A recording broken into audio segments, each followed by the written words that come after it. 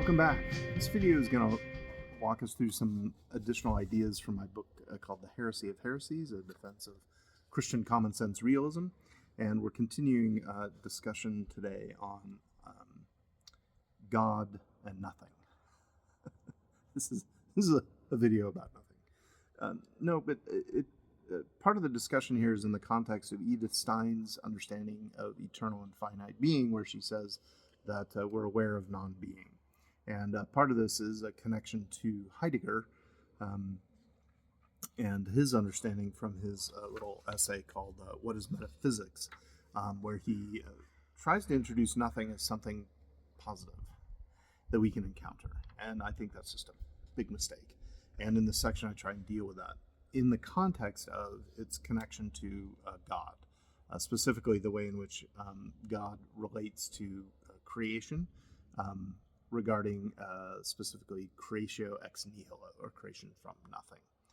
So since Heidegger doesn't let logic get in the way of his discussion of nothing, then why not get theology on board too, right?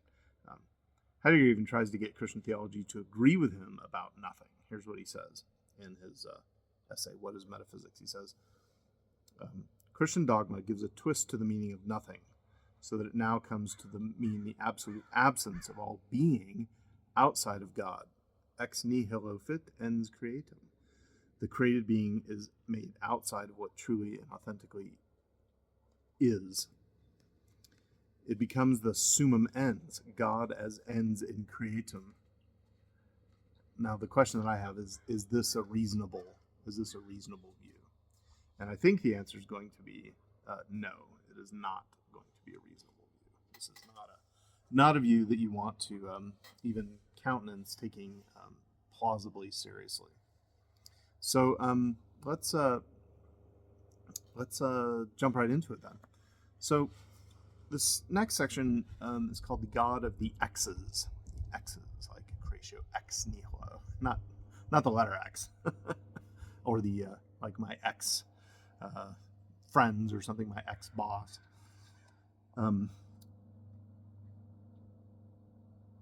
The question of creatio ex nihilo hinges on the notion of what the X means. X, like from.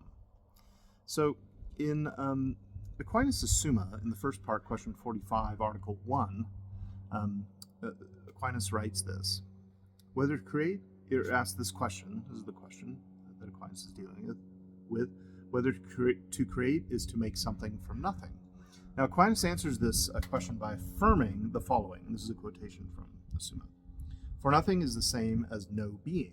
Therefore, as the generation of man is from the not being, which is not man, so creation, which is the emanation of all being, is from the not being, which is nothing.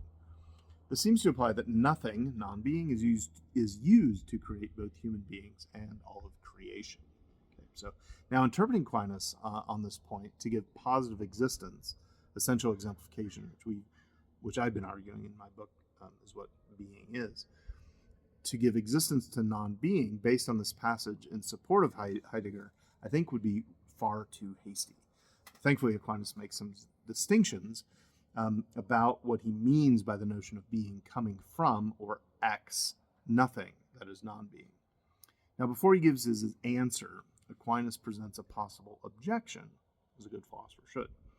He states in objection 3, on the same question, he says this, quote, further, the preposition from, or ex, imports the relation of some cause, and especially of the material cause, as when we say that a statue is made from brass, that's ex brass. But nothing cannot be the matter of being, nor in any way its cause. Therefore, to create is not to make something from nothing, understood as, or qua cause. Qua cause. Just got to throw out the word qua every now and then, for those that might be listening and like a little Latin.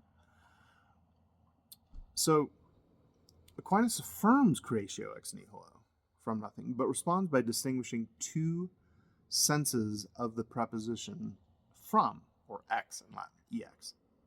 The two senses are ordinal, that is with respect to order, and causal with respect to causation. Okay, so this is an important distinction of exes, two types of exes. So from could mean order, and Aquinas provides a temporal example. For example, from morning comes midday. From X, like X morning comes midday.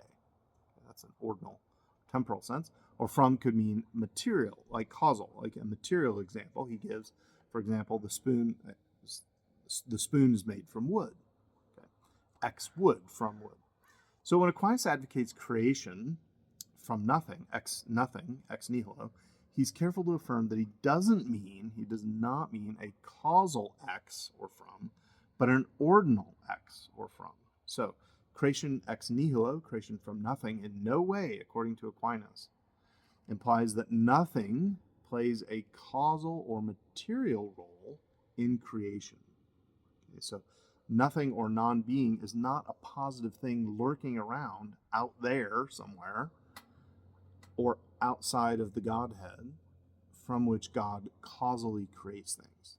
So just you got to make that clear. Nothing is, it's not like there's this thing out there called nothing that's like kind of like outside of God. This sounds a lot like Manichaeism that Augustine dealt with, so in some way, right? So being or nothing, non-being or nothing is not a positive thing lurking around outside of God. Okay? So from which God causally creates. So Aquinas, apparently distinct from Stein and Heidegger here, does not give any room to non-being, that is nothing, functioning in any way as part of the created order. Okay, so now this is a really important point because it seems to me that Heidegger and even Stein sort of flirts with this idea that somehow we can either be aware of nothing or that nothing is something we can encounter or plays some sort of a role in reality. And I think that's just a mistake.